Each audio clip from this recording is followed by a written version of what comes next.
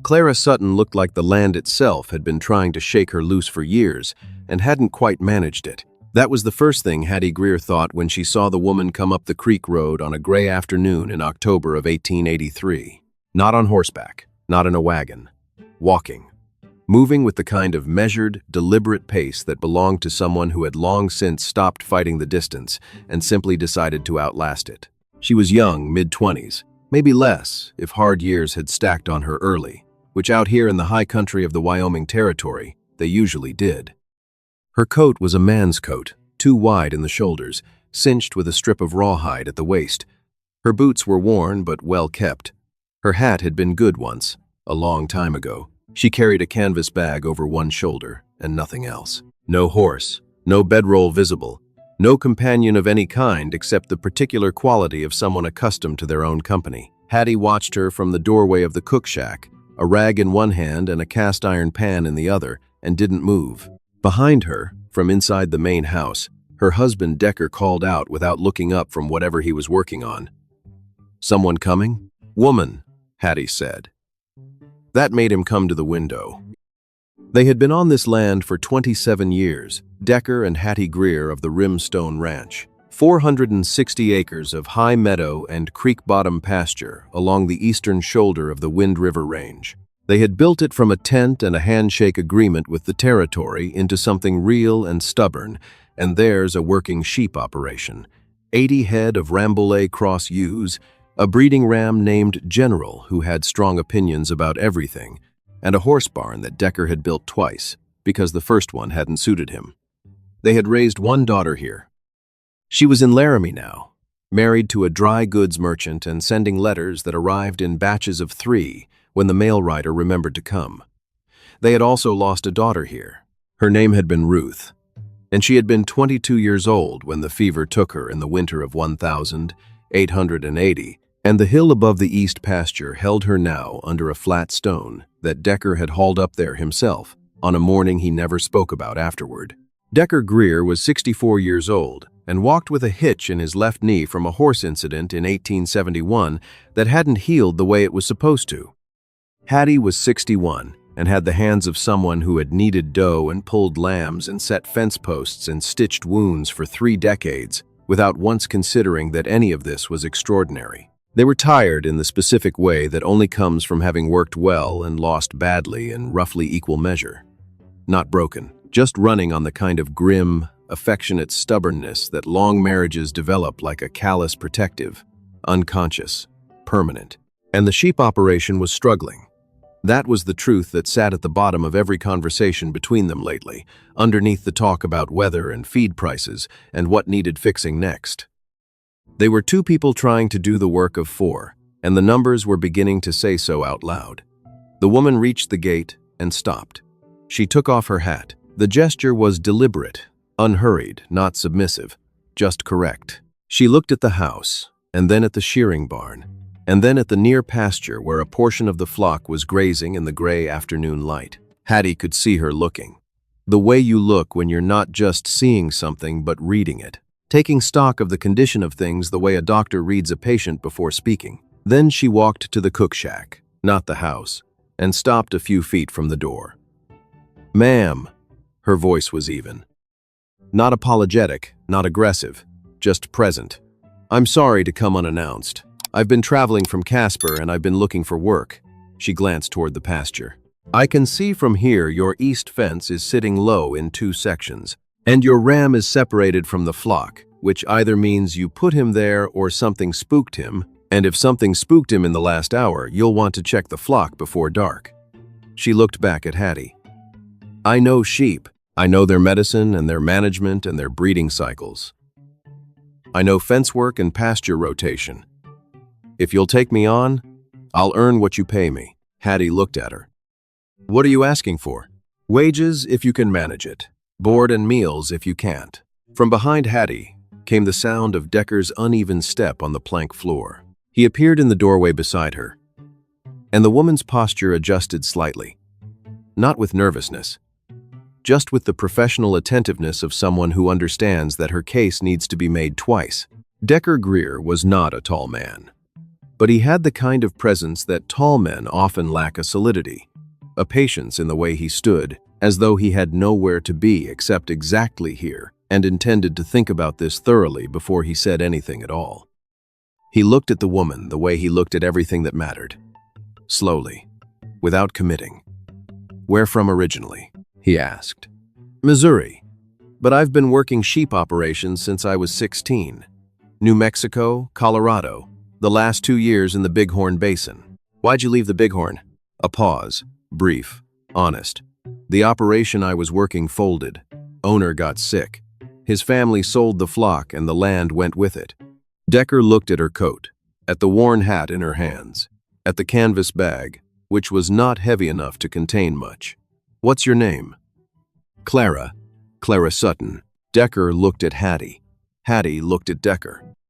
27 years of marriage had made this an entire language. A full, complicated conversation conducted in 3 seconds of eye contact, through a vocabulary built from thousands of small moments and one enormous shared grief. She saw him look at the woman's face and then look away, and she knew what he was thinking because she was thinking it too. Ruth had been slight like that. Ruth had had that particular quality of stillness. She saw him start to form the word. They had taken on a hired hand 2 years ago, a man from Nebraska who had lasted 4 months before drinking his way through a winter's worth of patience. The word was coming. The word was no. And then General, the breeding ram, made a sound from the near pasture that was not his usual sound, not the low, muttering complaint he made when the weather was about to change. This was sharp and directional, the sound of an animal that has just decided it needs to be somewhere other than where it is. Clara Sutton turned before either of them spoke. She was already looking toward the east corner of the pasture. "Your fence is down," she said, very calm. "The section I mentioned. He can see out and something is moving in the tree line. If he goes through, the rest will follow him.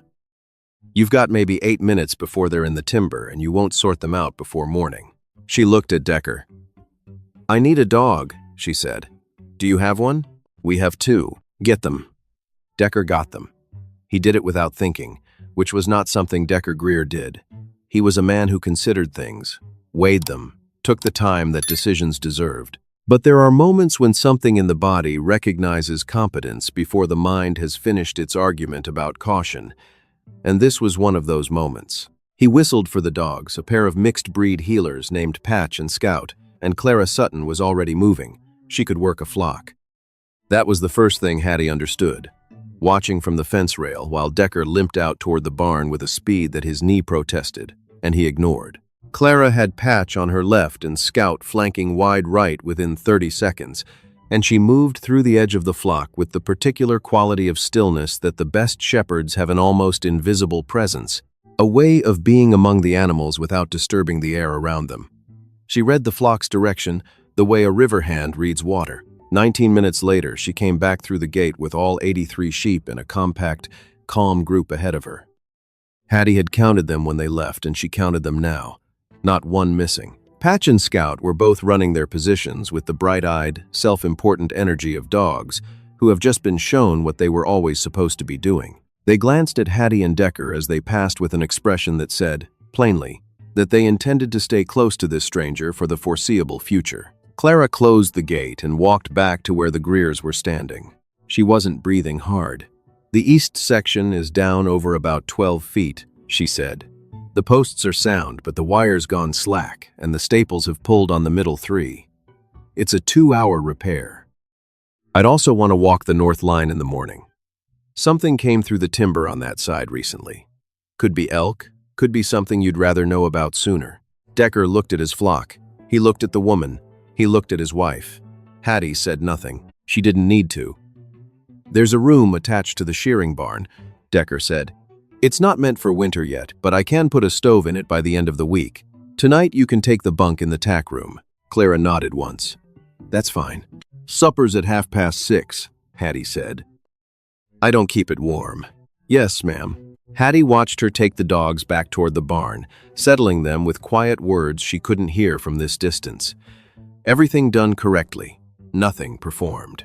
She turned and walked back toward the house.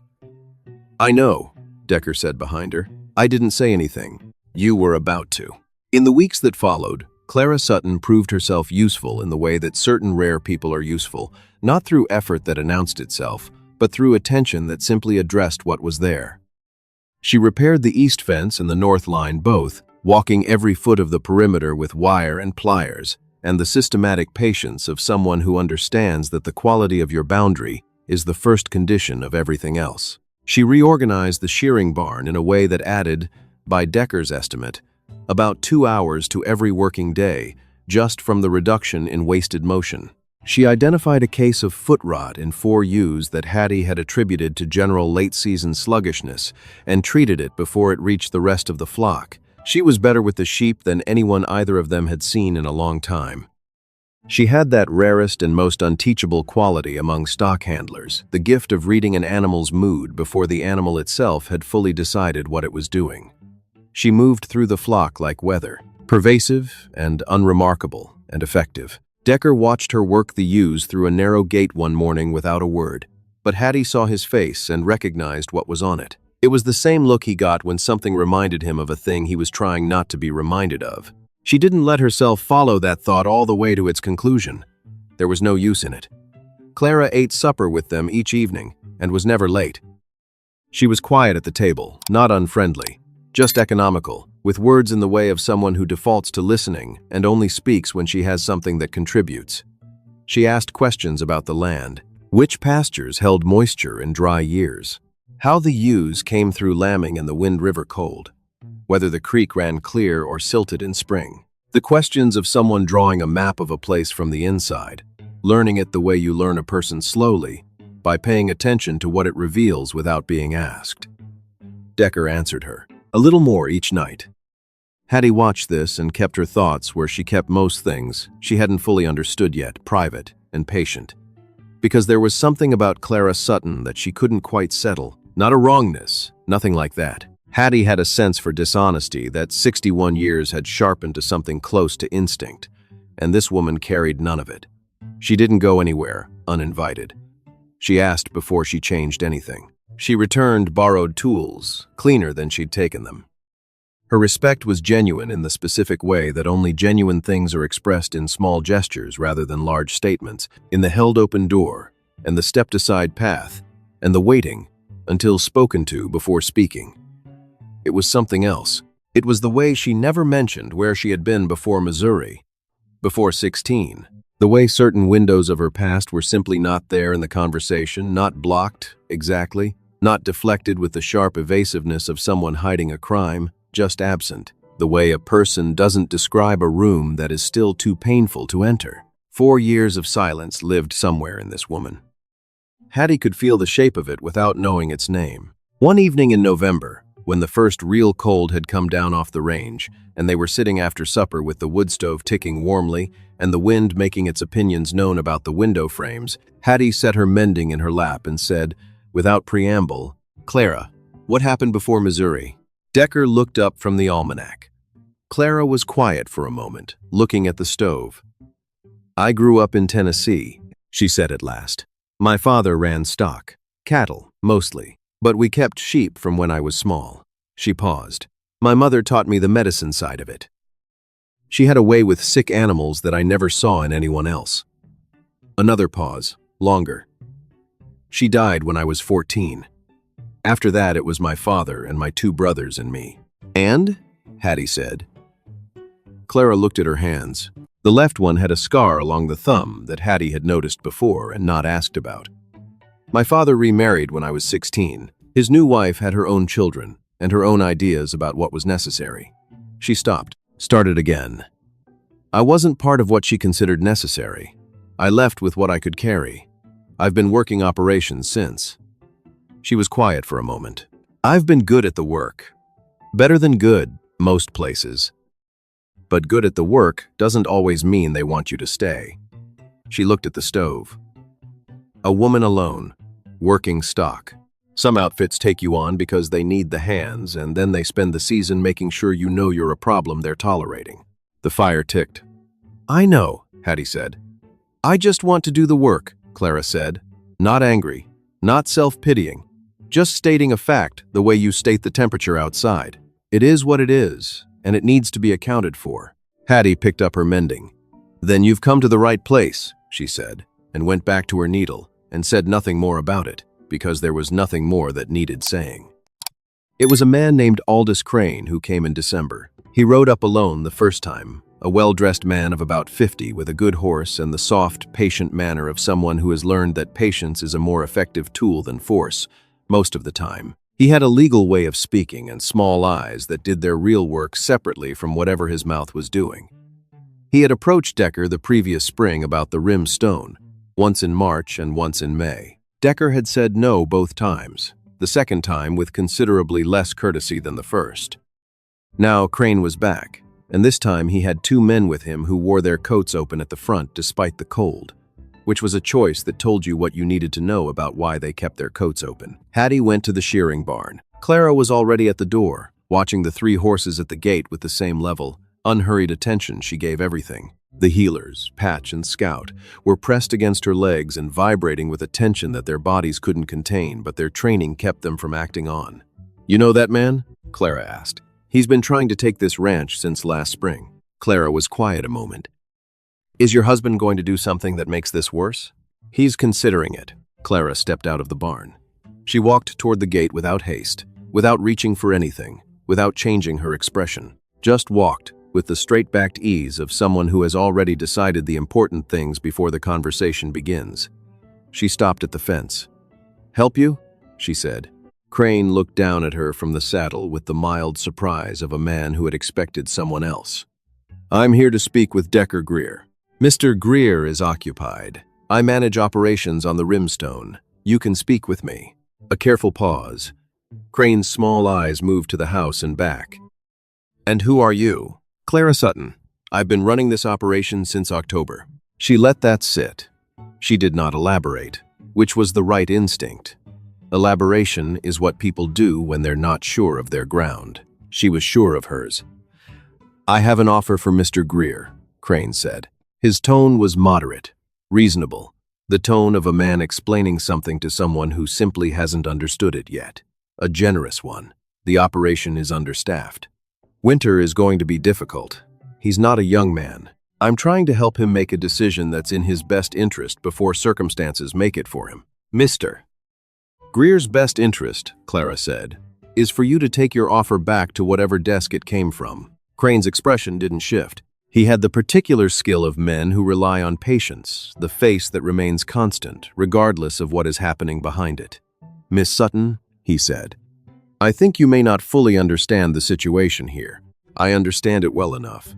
You're a hired hand. What happens to this property isn't your decision to make." "No," Clara said. "But I'm the one standing at this fence, and I'm the one telling you that the rimstone is not available and that you should leave. What happens next is your decision to make." One of the flanking riders shifted in his saddle. They were men who assessed other men for a living, and they were finding the calibration difficult here, because the woman at the fence was young and slight and standing alone, and she was not afraid, not performing calm, actually calm, the kind of calm that comes from having already decided what she would and wouldn't do, and being at peace with both. "There are 3 of you," she said, conversationally, "and I'm alone at this fence. But the man inside that house has been waiting to use his rifle on a legitimate occasion for 8 months, and if anything happens to me, you'll have given him one." She looked at Crane. "You want this land. Do you want it badly enough to make enemies of the county tonight?" The wind came down off the range and moved through the cold. Crane looked at her for a long time. Then he looked at the house, where the outline of Decker Greer was visible in the window, with the particular posture of a man who has already made his decision and is simply waiting for the opportunity. Crane looked back at Clara. "This conversation isn't over," he said. "No," she agreed. "Come back in daylight. I'll have coffee ready." Crane turned his horse and rode away, and his 2 men followed, and the sound of them faded into the cold. Clara stood at the gate until she couldn't hear them anymore. Then she turned around. Decker Greer was on the porch. He was looking at her with an expression that Hattie, standing in the doorway behind him, had not seen on his face in 3 years. It was an expression she recognized from before, from the years before the hill above the east pasture had a stone on it. The way he used to look at Ruth when Ruth didn't know he was looking. That night, Decker did something he had not done in a long time. He went to the shelf where he kept the good bourbon, not the cooking bottle, the other one, the one from Kentucky that came out only when something warranted it, and he poured 2 glasses and carried them to the table and set one in front of Clara without asking. She looked at it, then at him. "You stood there alone," he said. "Getting into a fight with 3 men would have helped no one." "I know." He turned his glass in his scarred, wide hands. "I've been trying to reason with Crane for 8 months. Reasonable stops working when a man's got enough money to wait you out." He looked at the table. "I'm 64 years old, and I've got 460 acres and 80 head that I cannot work the way they need working anymore. Not alone. Not with just the 2 of us." He paused. "Crane knows that. That's the source of his power. He knows I'll get tired. He'll come back," Clara said. "He will. Then you'll need to take steps before he does." Decker looked at her. "What kind of steps?" Clara was quiet for a moment, gathering something. Not words, she had the words. She was gathering the nerve to mean them. "I lost the ability to stay anywhere," she said. "Not through my own fault, not the first time. But I've moved from operation to operation for 9 years, and somewhere in that time I stopped believing there was a place that would hold." She looked at Decker steadily. "I don't want to watch you lose this one. I don't want to keep moving. I want to stay, and I want to help you keep what you've built here." The stove breathed warmth into the room. Hattie, who had been sitting with her mending in the corner and not sewing, did not look up. Decker was quiet for a long time. He poured more bourbon. "My daughter is buried on the hill above the east pasture," he said. "She was 22. "I know," Clara said softly. "I'm sorry." She knew this land the way you know it. The wet pastures from the dry ones. Which ewes needed watching at lambing and which ones you could leave. He looked at his glass. "She used to ask the same questions you ask at supper." The room was quiet. "I didn't know that," Clara said. "No." He turned his glass. "There's a lawyer in Rawlins. Good man, knows property law. I've been turning something over since November, since I watched you reorganize that shearing barn and add 2 hours to my working day without saying a word about it." He set the bottle down. "I want to make you an offer." Clara waited. "Work through the winter with us. Proper wages, not charity. I'll pull them from the breeding fund and make them up in spring. If it's still working in April, if you're still willing, I want to draw up a formal agreement. Not wages anymore. A stake in the operation. 25% of the rimstone, registered with the county." He looked at her steadily. "In time, when I can't work it the way it needs working, you'd have first right to the rest at a fair price. Not what a desperate man accepts. What the land is actually worth." The room held its breath. "Why?" Clara asked. "Because you're good," Decker said. "Better than good. And you already know it, and you're still not careless about it, which is the rarer thing. And because you stood at that gate tonight and didn't lose your head and didn't lose my ranch." He stopped, looked at the table. "And because this land needs someone who will love it, who will learn it the way it wants to be learned. Who will still be here when the creek thaws in April in general is impossible, and the lambing starts at midnight in a cold barn." He looked up. "I think that might be you." Clara's jaw was tight. Her eyes were bright. She did not look away, and she did not apologize for it. "I'll earn it," she said. "I expect you will," Decker said. "That's why I'm asking." Hattie Greer stood up from her chair. She walked to the kitchen and came back with a 3rd glass because Decker had poured 2 without thinking, which was something he had been doing for 31 years, and some things were not going to change on their own. She sat down at the table and filled her glass and held it up. For the first time since October, Clara Sutton smiled.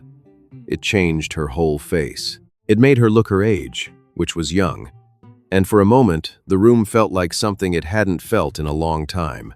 Like a place with a future in it. Crane came back in February with a lawyer and a document and a tone of settled inevitability, and he found Clara at the fence line with Patch on her left and the county partnership registration in her coat pocket, and Decker at the barn door with the rifle in the crook of his arm and 27 years of possession in his bearing. "The rimstone is a registered partnership operation," Clara said. "Any future offers should go to our attorney in Rawlins. I'll write his name down for you." Crane looked at Decker. Decker looked back at him. Crane left. He did not come back. The winter was exactly as hard as Decker had promised. 6 weeks of cold that cracked the water lines twice and kept the flock in the near pasture and turned every morning into a negotiation between what had to be done and what the body had available. Clara worked through it the way she worked through everything steadily, without performance, without complaint, with the kind of quiet endurance that Hattie recognized as the real thing because she had practiced it herself for 3 decades. Decker noticed without commenting. This was how respect moved between all 3 of them through what was observed and acknowledged without needing to be named. When March came and the south pasture showed its first pale green and the creek ran bright and cold under the last of the snow, something was different at the rimstone. Not the absence of grief. Hattie still went up the hill on certain evenings and stood at the stone and spoke to Ruth in the way she had developed over 3 years, quietly, honestly, without expecting an answer and finding something in the speaking itself. The grief was permanent. It had taken its place in the house and in her heart, and it was not leaving. But grief, she had learned, is not the only thing that can live in a place. It can share. It can coexist with the sound of a working morning, with voices in the barn talking about breeding schedules and feed prices and what the west pasture would need in a dry summer. With 2 dogs running the fence line with the self-important gravity of animals who have been given meaningful work. With supper at 6:30 and the conversation that ran longer now, ranging further, the way conversations do when the people having them have begun to trust that there will be time for more. In April, on a warm evening, Hattie found Clara sitting on the top rail of the south pasture fence, watching the ewes move through the new grass in the late light. Ruth had used to sit on that fence. Hattie climbed up beside her, which her knees registered with their usual editorial opinion. They sat for a while without talking. "You wrote to someone," Hattie said. It wasn't a question. She'd noticed the envelope on the table in March. Clara was quiet a moment. "A woman I knew in Colorado, before things went wrong at that operation. She left before I did and I lost track of her." She paused. "I looked for her address for 2 years. And? I found it."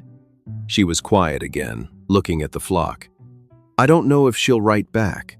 I don't know what there is to say after that long." She paused. "I wrote anyway." Hattie looked at the fence line, straight and solid, every post driven to the depth it needed. She looked at the water trough by the near barn, rebuilt with stone and proper mortar so it would survive a freeze without complaint. She looked at the south pasture, green and grazed at the right density, and the flock moving through it with the settled contentment of animals who are in the right place. "When Decker and I first came here," Hattie said, "we had a wagon in each other and a piece of paper that said we owned something we hadn't built yet. The first winter, I was certain we'd made a catastrophic mistake. Everything was harder than we'd planned and colder than we'd expected, and further from anything than the map had implied." She paused. "But there was something underneath all of it that I couldn't name for the first year or so. Took me a long time to figure out what it was." She looked at Clara. "It was having somewhere to be responsible for. Somewhere that was ours, and that needed us, and that wouldn't survive if we didn't show up." She held Clara's eyes. "That changes a person, Clara, having a place that needs you to stay." Clara was quiet for a moment. Below them, the ewes grazed slowly in the long evening light, and Patch made his perimeter rounds with great personal importance, and the Wind River Range held its remaining snow on the high peaks against a blue Wyoming sky that went on longer than you could follow it. "I know," Clara said. She did know. She had known it, she thought, since October, when she had come up a creek road with nothing but a canvas bag and an offer, and a woman had opened a cook shack door and looked at her without flinching. You don't always know when the moving ends. Sometimes it ends so quietly that you only understand it afterward, looking back at the specific afternoon when you stopped counting the miles and started counting the days until spring. But it ends. It ends, and the place where it ends becomes, gradually, and then completely, the place you are from. Sometimes all a person needs is one door that opens before they've finished knocking. One place that sees their work before it questions their worth. Clara didn't find a home by searching harder. She found it by showing up honestly, doing what she knew, and staying steady when it mattered. If you're still moving and don't quite know why, trust that the right place will ask you to stop. A small note for you. This story was created and fictionalized by AI, crafted to bring you a moment of warmth and entertainment, and to leave you with something worth carrying into your own day.